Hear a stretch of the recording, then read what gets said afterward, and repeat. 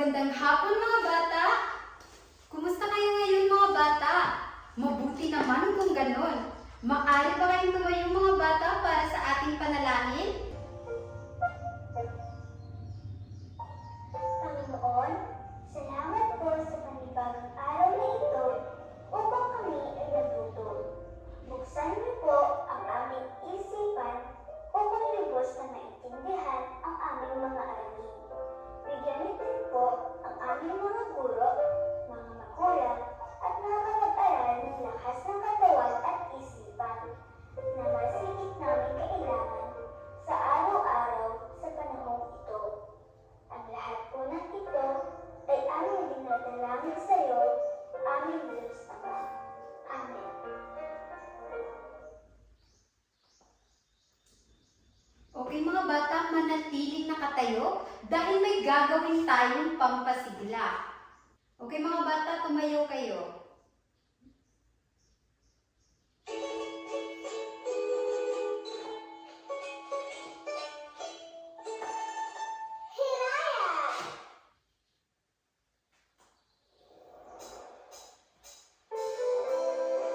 Okay, sumabay kayo mga bata ha sa ating gagawin na pampasigla. Kung ikaw ay masaya, tumawa ka, ha ha ha. Kung ikaw ay masaya, tumawa ka, ha ha ha. Kung ikaw ay masaya, buhay mo ay sisigla. Kung ikaw ay masaya, tumawa ka, ha ha ha. Kung ikaw ay masaya, pumalakpak. Kung ikaw ay masaya, pumalakpak. Kung ikaw ay masaya, buhay mo ay sisigla. Kung ikaw ay masaya, pumalakpak. Okay, nasiglahan ba kayo mga bata? Mabuti naman kung ganon. Okay, dahil nasiglahan na kayo mga bata, maaari na kayong umupo. Yan. Pakiayos na din ang inyong upuan mga bata. Pag may nakita kayong basura sa ilalim ng inyong upuan, pakipulot na rin. Yan, mabuti. Okay. May lumiban na sa klase natin ngayon mga bata? Okay, mabuti, wala. So, ngayong hapon, kayong lahat ay matututo talaga dahil walang lumiban sa ating klase.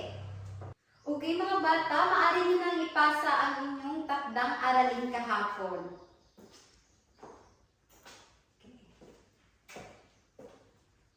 Okay, ngayon mga bata, naalala niyo ba kung ano yung ginawa natin yung kahapon? Yes, ano nga yun ulit? Ang tinalakay natin kahapon tungkol sa? Yes, tungkol sa pamilya. So, bago tayo magsimula sa ating tatalakayin mga bata, mayroon muna tayong dapat sundin sa ating klase. Una, makinig sa guro. Pangalawa, magtaas lamang ng kamay bago magsalita. Pangatlo, maging mabait sa kaklase. Pang-apat, panatilihin malinis ang silid-aralan. So, naintindihan niyo ba ang ating alintuntunin mga bata? Okay, mabuti kung ganon. Ano nga ba dapat ang gawin pag ang guro niyo ay nagsasalita dito sa harapan? Okay, makinig sa guro. Kung gustong sumagot, itaas lamang ang kamay. So, handa na ba kayong matuto mga bata? Okay, handang-handa na. So, dahil handa kayo mga bata, bago tayo magsimula sa ating tatalakayin, may gagawin muna tayong laro. So, gusto niyo bang maglaro mga bata? Okay, dahil gusto niyo maglaro, ang ating lalaroin ngayon ay puzzle game. So, hatiin ko kayo sa 3 pangkat. So, unang pangkat dito, pangalawang pangkat naman ay dito, at yung sa likuran yung pangatlong pangkat. So, may inihanda ko mga puzzle dito mga bata. At buuin nyo ito sa 6 na minuto. Naintindihan nyo ba mga bata? Okay. So, pagkatapos yung buuin ito mga bata, isulat nyo sa itaas kung ano yung nabuo nyo. So, mga bata, may tanong ba kayo tungkol sa ating laro? Okay. So, dahil wala na kayong katanungan, time start now. So, bibigyan ko kayo ng 6 na minuto para buuin yan. Okay. Tapos na ang inyong minuto mga bata, yung 6 na minuto. Okay. So, group 1, ano yung nabuo nyo? Tungkol sa tirahan. Pangalawang grupo, anong nabuo nyo? Tungkol sa pagkain. Pangatlong grupo, anong nabuo nyo? Yes, tungkol sa damit. So, maaari na kayo bumalik sa inyong upuan mga bata dahil may katanungan akong inihanda.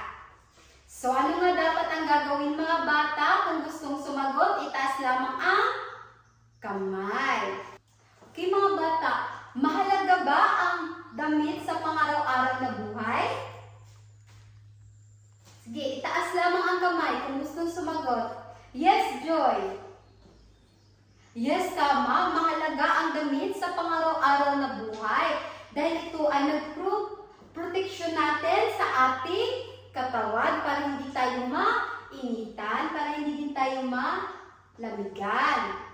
So, naintindihan niyo ba mga bata? Okay, mabuti naman. Pangalawang katanungan, bakit kailangan ng tao ng maayos na tirahan? Yes, Jay? Yes, tama. Kailangan natin ng maayos na tirahan para may matirhan tayo. So, bukod sa maayos na tirahan, ano pa? Yes, May? Yes, tama. Para may masilungan tayo. At may pangatlo akong katanungan sa inyo mga bata. Bakit mahalaga ang pagkain sa ating katawan?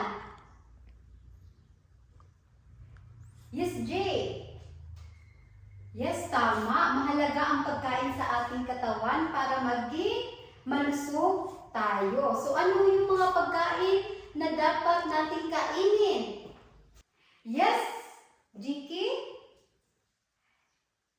Yes, mga prutas, mga gulay para maging malusog ang ating katawan. So, alam niyo, may idea ba kayo mga bata kung ano ang ating tatalakayin ngayon? Okay, wala doon silang idea pero tungkol ba sa pagkain tatalakayin natin ngayon?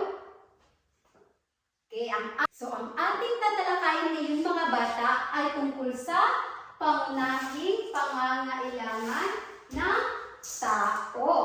So pagkatapos ng ating aralin, malalaman ninyo ang pangunahing pangangailangan ng tao tulad ng damit, pagkain, at tirahan. So ang mga pangangailangan ay mga bagay na dapat mayroon ang mga tao sapagkat kailangan na ito sa pang-araw-araw na buhay. So may 3 tayong pangunahing pangangailangan ng tao. So una mga bata, kailangan ng pagkain dahil ito ay nagbibigay ng lakas at nutrisyon sa tao. So kailangan natin ng pagkain. Di ba mga bata, kailangan natin ng pagkain para maging malusog. Naintindihan niyo ba mga bata? Okay, mabuti naman kung ganon. Pangalawang pangunahing pangangailangan ng tao ay ang damit. Proteksyon sa ating katawan para sa lamig o init. So naintindihan niyo ba ang pangalawang pangunahing pangangailangan ng tao mga bata? Mabuti naman kung ganon. So, pangatlong pangangailangan ng tao ay ang tirahan para may masisilungan tayo, para may matutulugan tayo. Ano nga ulit yung 3 pangangailangan ng tao mga bata? Una, pagkain, damit, at tirahan. Tama! Dahil naalala nyo ang 3 pangunahing pangangailangan ng tao. So, ang damit, pagkain at tirahan ay mga batayang pangangailangan sapagkat hindi mabubuhay ang tao kung wala ang mga ito. Naintindihan niyo ba mga bata? Mabuti naman kung ganon. So ngayon mga bata ay may inihanda ako mystery box. So tatawag ako ng 4 sa inyo at pupunta kayo dito sa harapan. So please, pumunta ka dito Jane, Joy, May, at Jiki. Okay, Jane, Joy, May, at Jiki, bumunot kayo. Ano yung nabunot mo? Okay, apple. Okay, Jane. Ito ba ay pangunahing pangangailangan ng tao? Tama, pangunahing pangangailangan ng tao ang apple dahil ito ay makakain. Okay, ano yung nabunot mo? May? Damit? Okay. Ito ba ay pangunahing pangangailangan ng tao? Yes, tama. Pangunahing pangangailangan ng tao ang damit para proteksyon sa ating katawan. Okay. Joy, ano yung nabunot mo? Tubig. So, ito ba ay pangunahing pangangailangan ng tao ang tubig? Yes, tama. Ito ay pangunahing pangangailangan dahil naiinom natin ito. Okay, Jackie, ano yung nabunot mo? Bola. Okay. Ito ba ay pangunahing pangangailangan ng tao, mga bata? Hindi. Dahil ito ay isang laruan. Tama. So, dahil naintindihan nyo ang ating tinalakay, mga bata, ay may gagawin tayo pagsusulit. So, ipasa nyo sa likuran mga bata para naman mabigyan ng inyong kaklase ng test paper.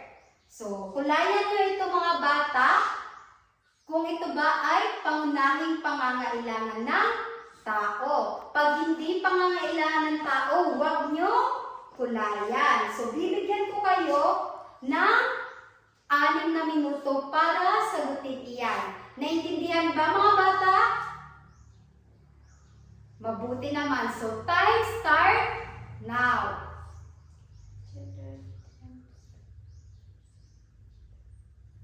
Okay, tapos na inyong minuto mga bata. Maaari nyo na ba ipasa sa harapan ang inyong nasagutang papel?